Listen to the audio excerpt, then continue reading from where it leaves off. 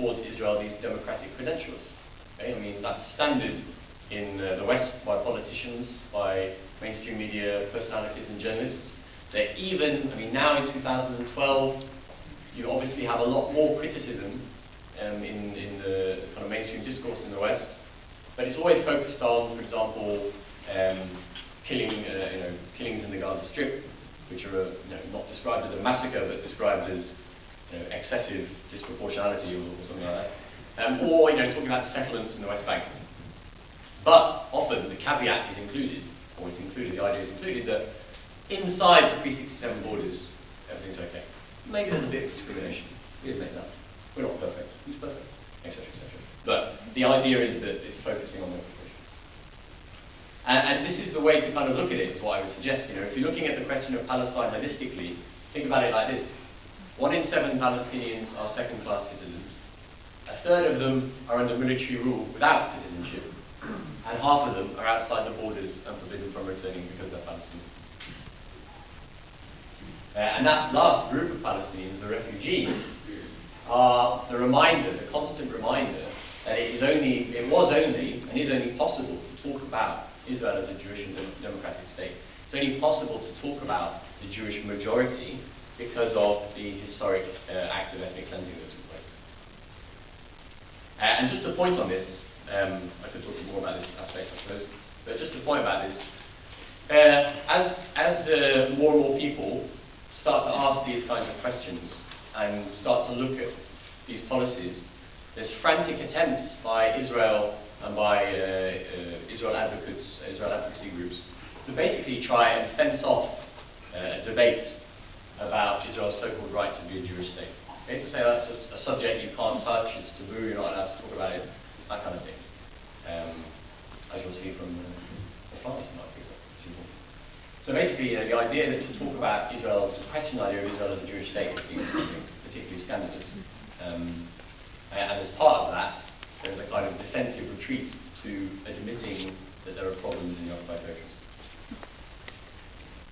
Now, this rethinking, all this stuff that we have to rethink, has to also, if it's going to lead anywhere productive, lead to reimagining as well. Just to read this out. Reimagining, this is almost directly taken from my book, a future based on a genuine coexistence of equals rather than ethno-religious supremacy and segregation. Seeing Palestine-Israel as one unit can be the basis for redefining self-determination in a way that means both groups share the land based on equality. But equality is scary, right? That's why there's so much problems with this.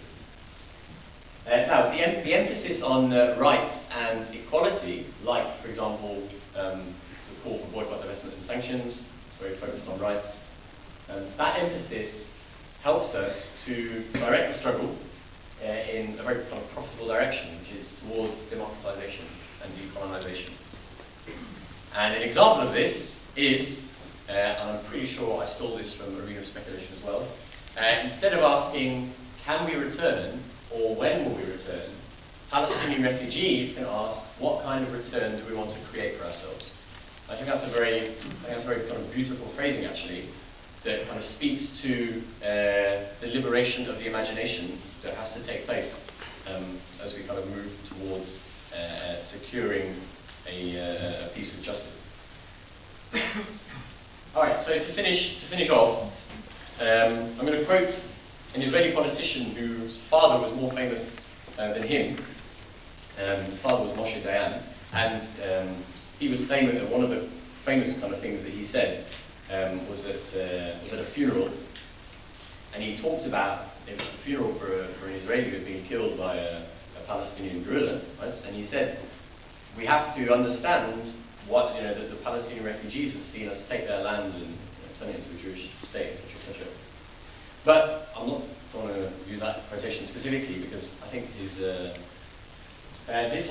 father, is particularly interesting. Okay, this is what he said in 1950 in a discussion. Maybe not allowing the refugees back is not right and not moral, but if we become just and moral, I do not know where we will end up. Okay? And that is something that comes right through to today. And I think, and thankfully there is a growing number of people who think that there is actually an answer to that question that is an answer of hope and defiance rather than one of fear and entrenched privilege. And the answer, I agree with the words that I'm going to finish with from the late Edward Said, who got it. And he said this: coexistence, sharing and community must win out over exclusivism, intransigence and rejectionism. And I would add to that that there is no time to waste.